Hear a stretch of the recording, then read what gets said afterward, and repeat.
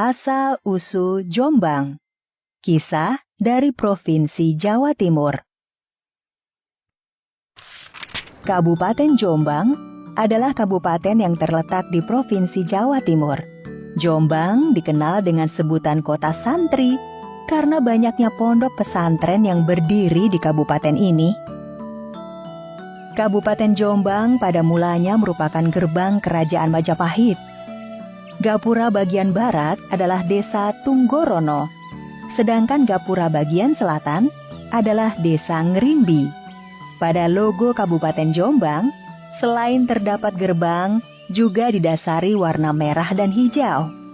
Disebut-sebut, dua warna inilah yang menjadi asal-muasal nama Jombang. Konon, nama Jombang tidak lepas dari sosok Kebo Kicak dan Surontano. Kebo Kicak semula bernama Joko Tulus. Ia adalah anak dari Ibu Wandan Wanguri di Dusun Karangkejambon, Jombang. Suatu ketika, Joko Tulus muda ingin memiliki wilayah kekuasaan. Ia menyampaikan niatnya pada sang ibu. Namun niatnya tidak direstui oleh ibunya. Meski dilarang, Joko Tulus tetap melanggar larangan ibunya tersebut. Setelah melanggar perintah ibunya, Joko Tulus semakin menjadi-jadi. Tingkah lakunya semakin tidak terkontrol dan tanpa aturan. Cara jalan Joko Tulus juga terpincang-pincang. Karena sikapnya itu, ia pun dijuluki Kebo Kicak. Menyadari keadaannya, Kebo Kicak lantas mengembara untuk berguru kepada kiai-kiai sakti, di antaranya berguru di Banyuwarang dan di Padepokan Sumoyono, Desa Cukir, Kecamatan Diwek, Kabupaten Jombang. Di Padepokan Sumoyono itu, Kebo Kicak bertemu dengan Surontano, yang tak lain adalah anak pamannya sendiri. Di Padepokan tersebut, Kebo Kicak berlatih tanpa lelah hingga berhasil menguasai ilmu kanuragan yang membuatnya menjadi seorang yang sakti. Di Padepokan yang sama, Surontano juga tak kalah hebatnya dengan Kebo Kicak. Surontano berhasil menguasai ilmu kesaktian dan memperoleh salah satu hewan peliharaan pusaka, yakni banteng Tracak Kencono. Setelah lama berguru di Padepokan Sumoyono, Kebo Kicak yang sejak kecil tidak tahu di mana sang ayah, akhirnya berupaya untuk mencari keberadaan ayahnya. Ia keluar masuk ke daerah-daerah di sekitar tempat tinggalnya. Akhirnya, sampailah pencarian Kebo Kicak di Kerajaan Majapahit.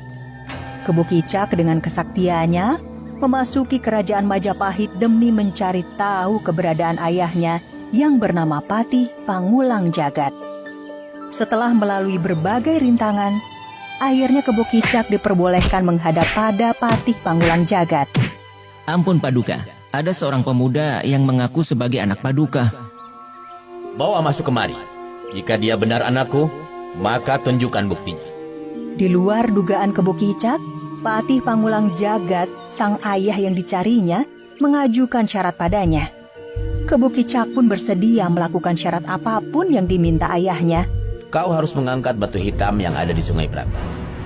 Kau juga harus berhadapan dengan bajul ijo dan mengalahkannya. Apakah kau siap? Baik, akan aku buktikan saat ini juga. Tidak menunggu lama, Kebo Kicak segera menemui bajul ijo. Dengan kesaktian yang dimilikinya, bukan hal sulit baginya untuk bisa mengalahkan bajul ijo. Hanya dengan beberapa kali jurus, Kebo Kicak pun berhasil mengalahkan bajul ijo. Kebo Kicak juga berhasil mengangkat batu hitam di Sungai Berantas tanpa halangan apapun. Batu besar hitam yang sangat berat itu berhasil diangkat dan dibawa keluar Sungai Berantas. Melihat Kebo Kicak berhasil memenuhi syarat yang diminta, Patih Pangulang Jagat pun merestui dan mengakui Kebo Kicak sebagai anaknya. Ia juga menyerahkan wilayah barat sebagai kekuasaan Kebo Kicak. Suatu ketika, di tempat tinggal Kebo Kicak terjadi wabah penyakit. Konon, wabah akan berhenti jika ada yang berhasil Suatu ketika, di tempat tinggal Kebo Kicak terjadi wabah penyakit. Konon, wabah akan berhenti jika ada yang berhasil mengalahkan banteng pusaka milik Surontano.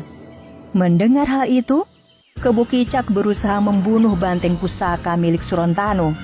Surontanu yang sudah berjanji akan menjaga banteng Tracak Kencono tidak tinggal diam mendengar ada yang berusaha untuk membunuh pusakanya.